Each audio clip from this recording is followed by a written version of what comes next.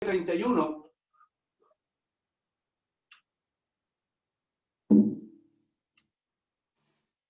Amén.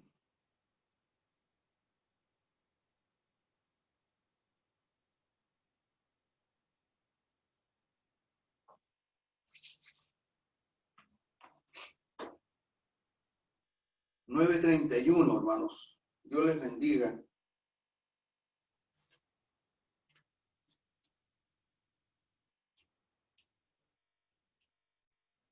Dice así en el nombre de nuestro Señor Jesucristo. Amén. Entonces las iglesias tenían paz por toda Judea, Galilea y Samaria, y eran edificadas andando en el temor del Señor, y se acrecentaban fortalecidas por el Espíritu Santo. Vamos a leer, lea usted en su casa, yo leo desde acá una vez más el texto. Dice así, en el nombre del Señor. Entonces las iglesias tenían paz por toda Judea, Galilea y Samaria, y eran edificadas andando en el temor del Señor, y se acrecentaban fortalecidas, aleluya, por el Espíritu Santo. Mi Dios amado, te damos gracias en esta mañana, Señor, una vez más, por tu amor tan grande, por tu misericordia, por tu fidelidad de cada día.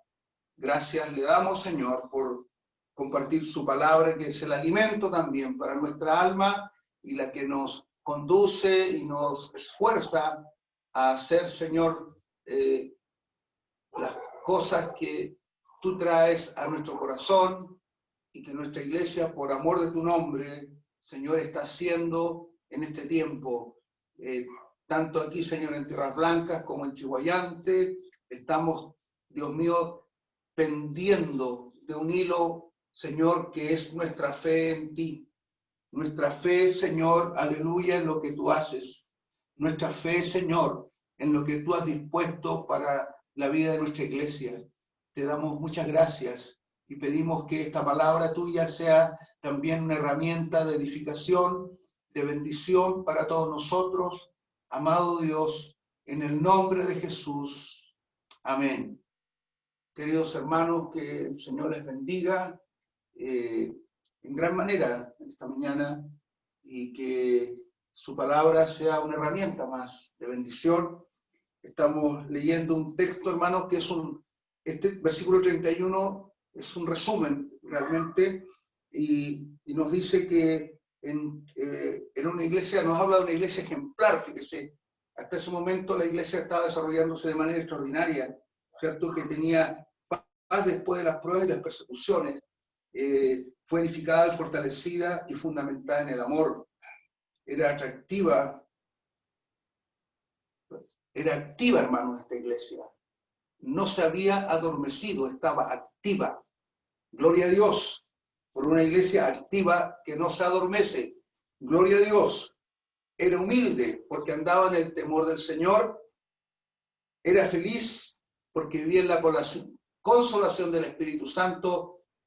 Recuerdo a mi hermano Carlos, que fue consolado por el Señor, por su presencia, por el toque divino que sanó su dolor y le llenó de su Espíritu Santo. Era santa, hermanos, porque caminaba en el Espíritu. Amén. Y crecía. 7 elementos importantes que esta iglesia tenía, hermanos, y que es bueno tener presente nosotros hoy también. Gloria al Señor. Así que vamos a compartir algunas ideas, hermanos, respecto a esto, porque este versículo habla de Galilea y Samaria, que eran parte también del imperio Judea, Galilea y Samaria, que eran parte del imperio romano, ¿ya? Y Judea se hallaba en la parte sur, de Galilea se encontraba en la parte norte, y Samaria, hermanos, se hallaba entre estas dos. Recuerden que decían, no es bueno o no es costumbre o no está bien que judíos pasemos por Samaria. Samaria estaba al medio entre Galilea y Judea. Entonces, la parte central estaba situada en la parte central del país. Y existían iglesias en estas 3 provincias. Ya la predicación del Evangelio se había extendido a estas 3 provincias. Recuerden que Jesús dice, me seréis testigos, ¿cierto? En toda Judea, en Samaria, hasta el último de la tierra. Entonces, esa parte de la Gran Comisión se estaba cumpliendo y habían varias iglesias locales que estaban floreciendo en distintos lugares de estas provincias, ¿ya?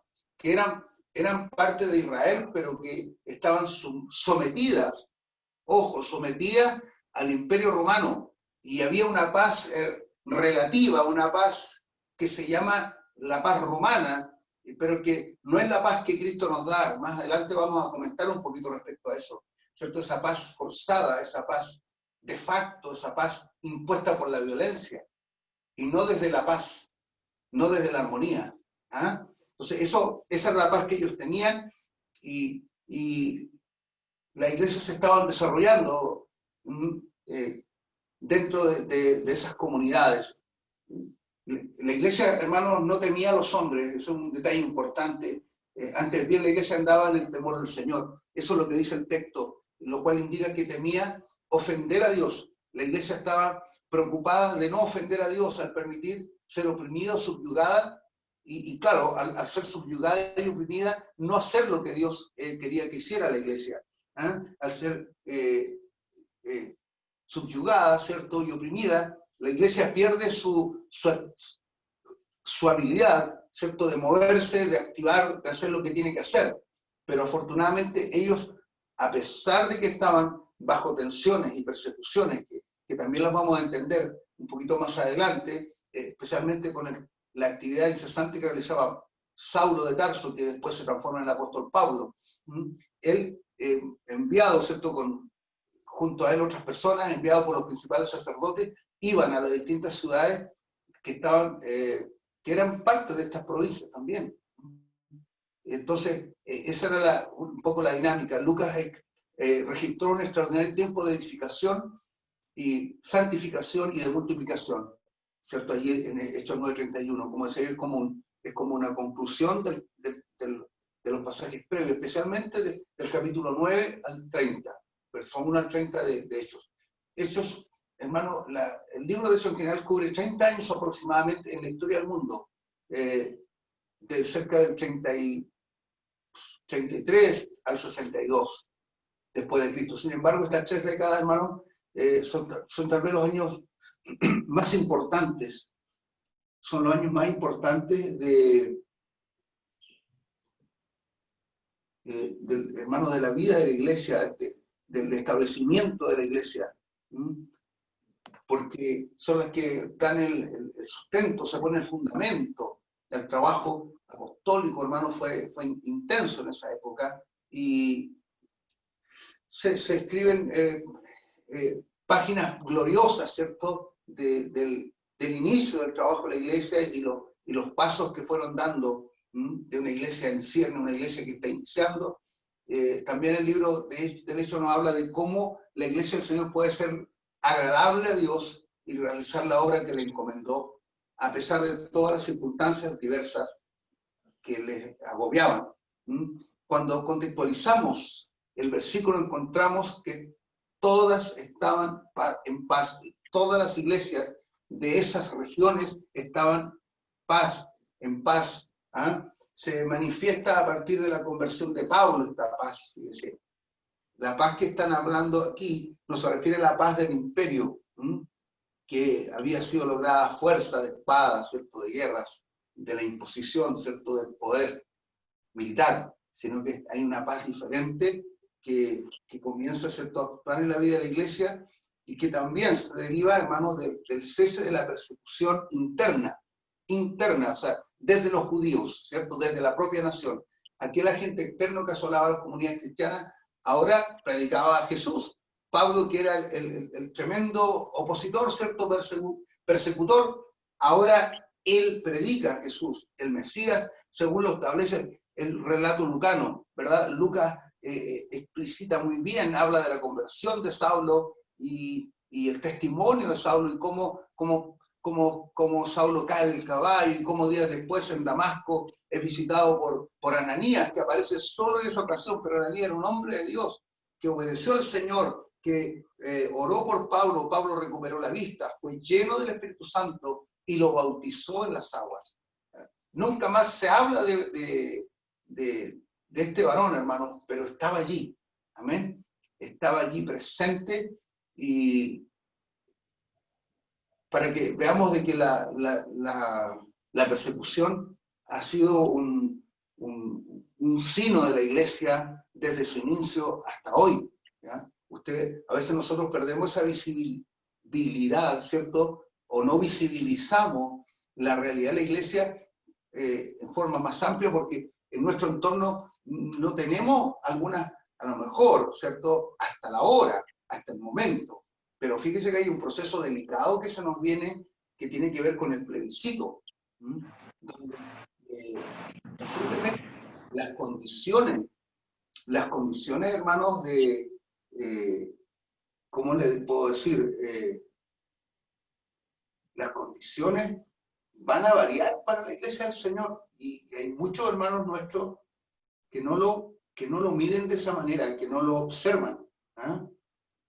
Que no se percatan de que hay un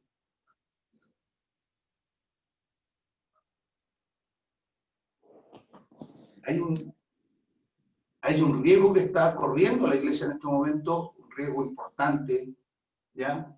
Un riesgo muy importante, hermanos, que se cierre sobre la iglesia a partir de la nueva constitución que se está planteando desde cero prácticamente, ¿cierto? Entonces, hay cosas que nosotros no las hemos vivido porque nuestra constitución nos ha blindado por muchos años. Y aún más, hay una ley, hermano, la 19.638, que, hermano, nos pone en una burbuja al pueblo evangélico y nos da la libertad de culto, la libertad de expresión y tantas cosas importantes y necesarias para el trabajo de la iglesia, que podríamos perderla, hermano, o yo diría, hermano, sin ser exagerado, las vamos a perder, porque ya no van a estar en la Constitución. ¿Se da cuenta? Las vamos a perder, porque se va a iniciar un nuevo proceso constituyente. Eso se busca hacer a partir del plebiscito. Y por eso que hay muchos evangélicos que estamos diciendo que debemos votar rechazo a la nueva Constitución. Yo quiero la misma Constitución que tenemos hoy, junto con las modificaciones que hay que hacerle, pero no quiero borrar la Constitución actual. Y hay, desafortunadamente, muchos cristianos que no valoran, hermano. Es como el hijo malcriado, que no valora lo que sus padres le dan, que no valoran el esfuerzo de los padres. ¿Ah? Entonces creen que todo es caído del cielo. No, no es caído del cielo. Lo que la iglesia hoy en día, hermanos, tiene aquí como paz, no es caído del cielo, es el esfuerzo, es la oración. En Chile hubo persecución, en Chile los evangélicos, hermanos, eran sepultados a la orilla del mar, y después el mar venía cuando habían fuertes marejadas, sacaban los cadáveres, era una cosa desastrosa. En Santiago los iban, hermanos, al Cerro San Cristóbal, los iban a algún sector, a los basurales, los iban a dejar a los cuerpos, hermanos cristianos evangélicos. Hermanos, y aunque parezca tétrico o duro lo que voy a decir, se dice que los perros, hermanos, de repente andaban con los cadáveres o con los huesos, con los esqueletos de nuestros hermanos, peleándose, guerreando las presas. Hermano, es un escenario, pero fatal, es horroroso. Hermano, hubo gente que ha pagado un precio muy alto en Chile para que nosotros hoy día tengamos las regalías que como pueblo evangélico tenemos. ¿Ah? Entonces, Chile es el único país en el mundo que tiene un Día Nacional de la Iglesia Evangélica Protestante, que es el 31 de octubre. Es el único país en el mundo. Pero estamos, como no valoramos muchos evangélicos no tienen idea de esta historia y de estas cosas, no valoran lo que Dios nos ha dado, los logros que hemos alcanzado en todos estos años. Y vamos a votar por una nueva constitución para que todo cambie. Que el Señor nos bendiga, hermano. Porque hay países, mire, según el portal de Puertas Abiertas, en el inicio de este año, perdón, del año 2017, no es un dato, hermano, añejo, ¿ah? Estamos hablando del 2020, ¿ah? Del 2017, a 3 años atrás.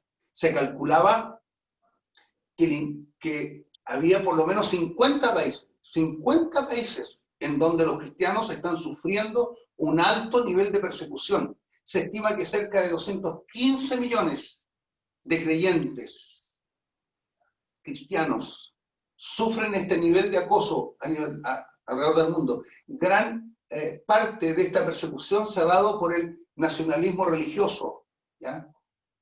Que, hermanos, que rehúsa aceptar el avance del Evangelio, ¿ah? Que rechaza el avance del Evangelio, al considerarlo especialmente, en algunos casos, una religión occidental, o como una religión importada, ¿cierto? Pero nosotros sabemos que Jesús nos ha enviado a predicar el Evangelio desde hace 2000 años atrás prácticamente, ¿cierto? A predicar el Evangelio a toda criatura. Ese es el mandato de Jesús, que se ha cumplido, hermano, en todos estos años. Para esos años, hermanos, de los que estamos, que nos sitúa el texto del capítulo 9, verso 31, ¿cierto? Que digamos que son desde el año 33 al 32, hubo una fuerte persecución religiosa. Yo les hablaba de Saulo de Tarso, ¿cierto? Y nacionalista. Los judíos persiguieron a muerte a la iglesia naciente, ¿ya? Y fueron, hermanos, los autores intelectuales, sino autores, hermanos, autores físicos, ¿cierto? Sino intelectuales, la autoridad judía, ¿cierto? Porque eran radicales, apoyaban y las cúpulas religiosas, hermanos, determinaban esta persecución. En ese tiempo persiguieron a Jesús, los saduceos, los fariseos, persiguieron a Jesús. ¿Ah? También los radicalistas, ¿ah? Que eran extremistas, como por ejemplo, el que fue puesto Barrabás, ¿cierto?, delante del pueblo.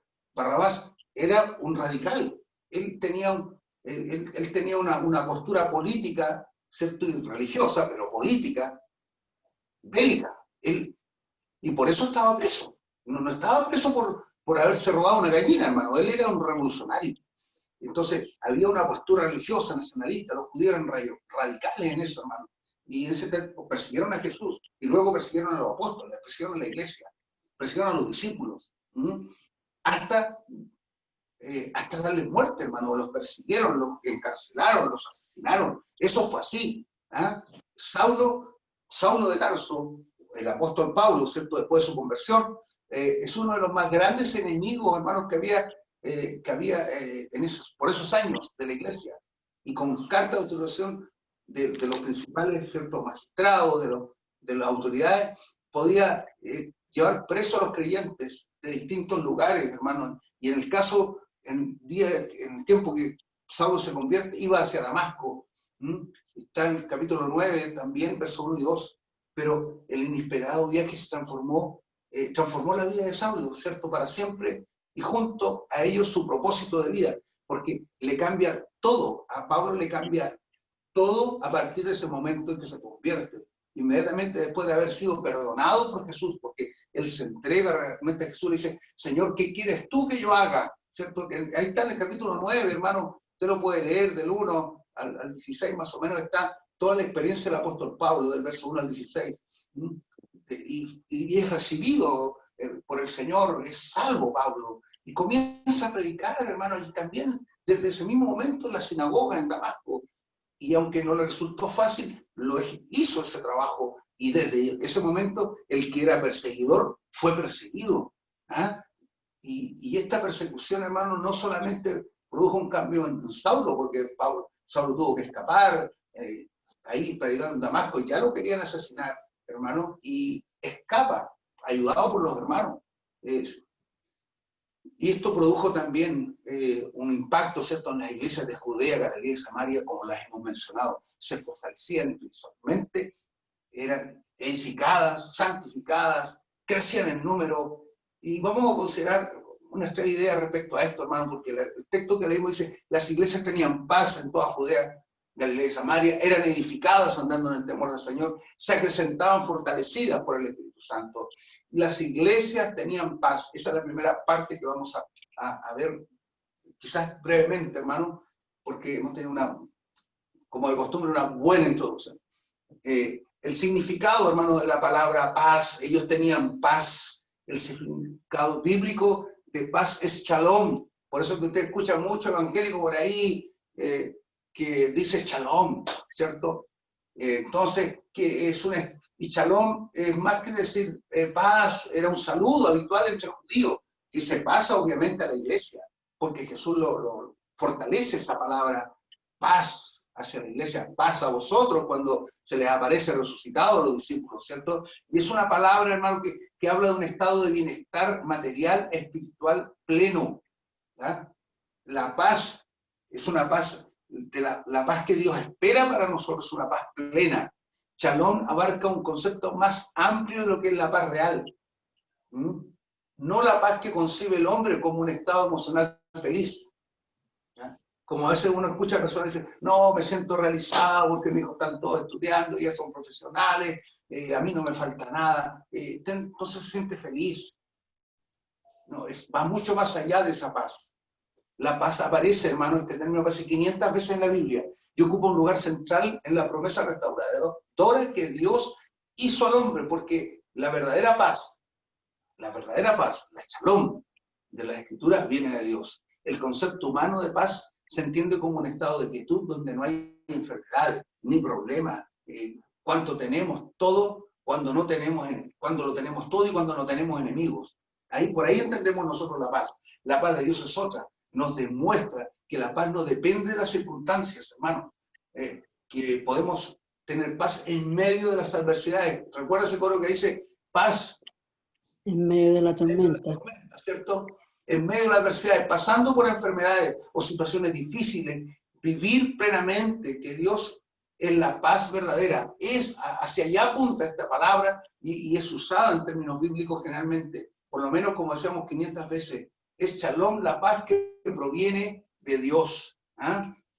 Cuando se cumplió la promesa en Cristo, hermano, es decir, cuando Cristo vino al mundo y nació, ¿cierto?, de manera virginal a través de María, y fue recibido, ¿cierto?, como José, el carpintero, como su padre. Hermanos, se cumple esto. Los romanos gobernaban en Israel y se vivía una paz coaccionada. ¿Se acuerdan que algo le dije antes? Una paz de facto, una paz difícil, digamos, obviamente de comprender plenamente como paz, porque era una paz producida por la espada, por la violencia, ¿cierto? Todo el mundo estaba quietito porque si no, entonces había que estar en paz. Nadie se levantaba contra Roma porque las fuerzas romanas eran muy poderosas. Esa paz no era la paz verdadera, la paz que llena los corazones, ¿cierto? Entonces, cuando Jesús viene, habla de la paz verdadera a los corazones que estaban alejados de Dios, y entonces vino Cristo ofreciendo su paz, que es la paz que proviene del cielo, de la presencia del Señor, la que sobrepasa todo entendimiento, y quienes reciben esa paz a pesar de las circunstancias y el contexto, ¿cierto?, que experimentan, viene esa paz poderosa. Se explica muy bien cuando Jesús dijo, mi paz os dejo, mi paz os doy, yo no os la doy como el mundo la da. No se angustien, no tengan miedo, no se acobarden. Amén. Esa paz. La iglesia estaba creciendo en esa paz. Una paz que era aportada también porque la persecución había concluido y pasaron un periodo agradable de algunos años en que esa persecución interna, hermanos, se debilitó y las iglesias tenían paz en toda Judea, en Galilea y en Samaria, y podían trabajar tranquilamente, hacer sus cultos, sus reuniones, ir a predicar a la esquina, en la calle, hermano, hacer campañas en una plaza, en un sector de la ciudad. Iba a hacer todo lo que la iglesia acostumbra hacer. Amén. Que como les decía recién, hermanos, no nos arriesguemos teniendo una mala decisión el 25 de octubre, porque muchas cosas van a cambiar. Si no, pregúntenle a los venezolanos y a los cubanos, hermanos, que no tienen ninguna libertad, porque el gobierno determina todo lo que pasa dentro de la iglesia. En Cuba, yo conocí personas cubanas, pastores cubanos, hermanos, cuando estuve en Ecuador, y es terrible, hermano. Por eso a veces uno tiene una postura, y hay muchos hermanos que no lo entienden a uno, porque dicen, no, el pastor es cargado a un lado, el pastor es político. No, hermano, no se trata de eso. El pastor es cristiano, el pastor ama al Señor, el pastor ama la evangelización, ama la libertad que Cristo vino a darnos para que nosotros prediquemos su mensaje. Pero resulta que podemos nosotros hacer algo en contra de esa libertad. Que el Señor nos ayude y nos dé sabiduría. El punto 2, decíamos que eran edificadas andando en el temor del Señor. Andando en el temor del Señor. Es una manera de decir que eran fieles a Jesucristo. Amén. La Nueva Biblia Española traduce, progresaba en fidelidad al Señor. La iglesia progresaba en fidelidad al Señor, en el temor del Señor. La iglesia que estaba en Judea, Galilea y Samaria cumplía fielmente los mandamientos, hermanos, del Señor. Se sometía a la palabra de Dios, al mandato de Jesús, con mucho respeto, con mucho cuidado, amén, con mucho gusto. Ellos estaban, hermanos, allí en esa convicción de que ellos habían sido llamados para cumplir el propósito del Señor, para imaginar, hermano, lo que ellos sentían. Debemos recordar lo que ocurrió después de la muerte de Ananías y Zafira, por ejemplo. Vino gran temor sobre toda la iglesia, sobre todos los que vieron estas cosas. Ahí está consignado en Hechos 5:11. Tal vez nosotros agregaríamos una expresión muy nuestra diciendo, andando en el temor del Señor, ¿cierto? ¿Cómo lo podríamos decir en términos más coloquiales, más de pasillo? Hermano, como se dice por ahí, sabiendo que con Dios no se juega. Así han dado la iglesia. Sabiendo que con Dios no se juega. Amén. Tomándonos en serio las cosas del Señor. La iglesia, hermano, crecía tomándose en serio lo que la palabra de Dios enseña, lo que la palabra de Dios, hermano, nos pone límites, porque si nos salimos a esos límites, estamos no solamente, hermano, desobedeciendo así la verticalidad divina, sino que haciendo cosas que deshonran nuestra vida espiritual, que deshonran nuestro cuerpo, nuestra fe, y obviamente deshonran a nuestro prójimo y deshonran también al Señor. Es más allá que un mandamiento estricto, hermano, con una verticalidad que no se puede violar. Andar en el respeto a Dios, andar, hermano, respetando al Señor, haciendo lo que a Dios le agrada, con gusto, con cuidado de agradar al Señor. Decir, uy, no vamos a decir esto porque a Dios puede no agradarle. No vamos a pensar esto porque esto no le agrada a Dios. ¿Se fija? La iglesia, hermano, estaba empoderada de ese sentimiento, de ese valor. Amén. De respeto a Dios. Respeto que hoy día, como vemos, no existe, porque, hermano, donde usted va, hay groserías escritas, hay consignas políticas escritas, los paraderos están todos quebrados, rotos, pintados, una mugre que no se entiende a veces. Hermano, ¿por qué? Porque no hay respeto. No hay respeto. Ayer veíamos un asalto en que saltaron el cerco, un cerco alto, y le quitaron los perros a una persona y se los llevaron. No hay respeto en esta vida. El respeto se ha perdido, ha descendido a grados ínfimos, mínimos, hermano. El respeto debe estar en la iglesia. Debemos respetar al Señor y respetarnos entre nosotros. Seguir la paz con todos. Y la santidad, dice, sin la cual nadie verá al Señor. La santidad está asociada al respeto.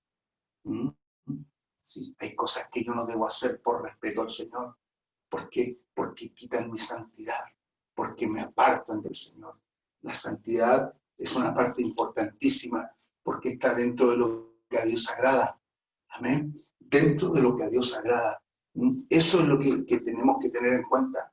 porque la iglesia estaba en fidelidad al Señor, estaba en temor a Dios, en fidelidad al Señor. Y los fieles son los que se guardan, obviamente, en santidad. Número 3, ve que no estamos tan largos hoy día. Se acrecentaba, hermano, se acrecentaba y fortalecidas por el Espíritu Santo. Aquí hay un elemento clave en el crecimiento de la iglesia. Clave en el crecimiento de la obra del Señor. Clave, hermano. La iglesia crecía, se fortalecía por la acción del Espíritu Santo. Se acrecentaba, se multiplicaba, asistida por el Espíritu Santo. Significa que la multiplicación de la iglesia, hermano, era el resultado de la ayuda del Espíritu Santo. Aquí Lucas, hermano, emplea una palabra que es paraklesei, que proviene de otra palabra griega que es parakeleo. Y fíjese, ¿qué significa esto? Significa asistir, significa alentar, infundir ánimo, consolar, confortar, animar, invitar, reunir, mandar llamar, en ese sentido. Parakeleo, asistir, alentar, infundir ánimo, consolar, confortar, animar, invitar, reunir, mandar llamar. Todo ese significado tiene esa expresión que eran consolados por el Espíritu Santo. Amén. Que eran fortalecidas, se acrecentaban fortalecidas por el Espíritu Santo. En ese sentido, hermano, eran fortalecidas. En ese sentido, el estímulo del Espíritu Santo era espectacular, era extraordinario. La obra del Espíritu Santo era algo, hermano, que infundía aliento, que asistía, que fortalecía, que animaba. Vamos que se puede, hermano. Los invitaba a tener fe en los momentos más complejos. Hermano, había una acción del Espíritu Santo extraordinaria. Amén. Hermano, creo que la intención de observar lo que pasaba allí en Hechos 9:31, hermano, darnos cuenta de que la iglesia necesita de manera indispensable, hermano, la acción del Espíritu Santo. La acción del Espíritu Santo. Amén. La acción del Espíritu Santo es indispensable porque la iglesia es alentada, la iglesia es asistida, se le infunde ánimo a la iglesia, se consuela, se conforta, se anima, es convocada, invitada, es reunida, hermano, es mandada a llamar para estar juntos a través de la acción del Espíritu Santo. El hermano Carlos dice, hasta hablé en lenguas ese día cuando sentí el toque del Señor. Amén. Y uno cuando ve eso, hermano, esa salud espiritual producto de la acción del Espíritu Santo, puede entender que no estamos viviendo una religiosidad. No estamos viviendo, hermano, en un marco religioso, sino que en un marco de vida espiritual, que es algo distinto, que es saludable, hermano, que llena nuestro corazón y nos hace actuar, hermano, de una manera distinta, no por obligaciones, sino por las sensaciones gloriosas que el Espíritu de Dios produce en su vida y en mi vida. Hermanos, es indispensable en este tiempo que usted y yo disfrutemos de esta presencia, disfrutemos de este poder. Yo les invito a que como iglesia sigamos, hermanos, en temor, en respeto, hermanos, y en búsqueda del Señor, que tengamos esta virtud extraordinaria, hermanos amados, de permanecer tomados del Señor, para que Él, en el temor del Señor, en el temor, en el respeto, amén, que tiene como reflejo la santidad, el temor, el respeto a Dios, hermanos, refleja la santidad en la iglesia, para que en ese respeto, amén, para que digamos, Jesús haría esto. No, entonces no lo haga usted. Amén. No lo haga usted. Jesús no lo haría, no lo haga usted. Hermano, que el Señor nos ayude a andar, hermano, en la paz en la paz que sobrepasa todo entendimiento. Así, en esa paz la iglesia crecía. Tiene que haber paz entre nosotros, tiene que haber una buena relación, tiene que haber comunión entre los hermanos. Tenemos que ir edificados, hermanos, creciendo, trabajando, pero en el temor del Señor. Amén. Y vamos a crecer porque el Espíritu del Señor está con nosotros. Vamos a ser fortalecidos porque el Espíritu del Señor está con nosotros. Bendito sea su nombre. Dejemos que el Espíritu del Señor siga obrando en nuestra vida, en su vida y en mi vida. La palabra del Señor nos invita, hermanos, a entender la acción del Espíritu Santo en la vida de la iglesia. La acción del Espíritu Santo en la vida de la iglesia. Que el Señor nos bendiga.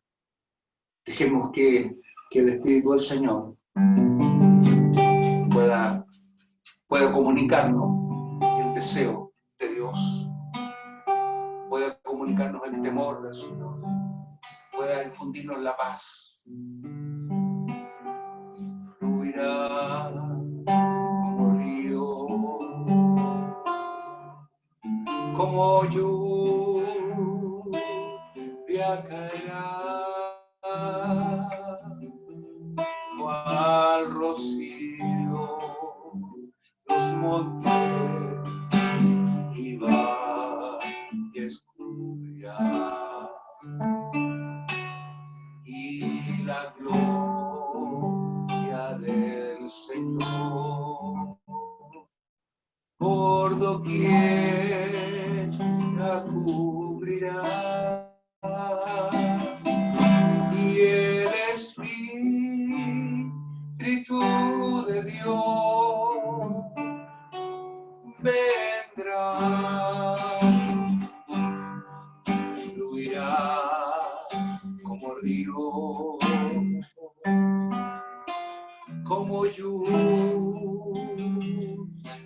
caerá. Aleluya. Al rocío los montes y va y escurrirá, y la gloria del Señor. Cante conmigo. Por doquier fluirá, y el Espíritu de Dios vendrá, fluirá como río, como lluvia caerá, cual rocío los montes y va y escurrirá, y la gloria del Señor. Déjese tocar y abrazar por doquier cubrirá, y el Espíritu de Dios vendrá, el Espíritu de Dios vendrá. Aleluya. Gloria a Jesús. Esta alabanza, hermano, tiene el contenido de varios versículos, especialmente del Antiguo Testamento. Aleluya. Porque vienen días, dice el Señor, aleluya, que derramaré de mi espíritu sobre toda carne. Amén.